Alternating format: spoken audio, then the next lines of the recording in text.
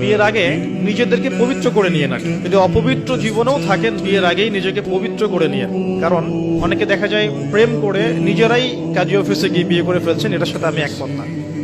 কারণ এখানে সাক্ষীর প্রয়োজন আছে, অভিভাবকের প্রয়োজন আছে, মোহরের প্রয়োজন আছে, কালিমা লা ইলাহা ইল্লাল্লাহর উপস্থিতিতে খুতবার বিয়ের প্রয়োজন আছে।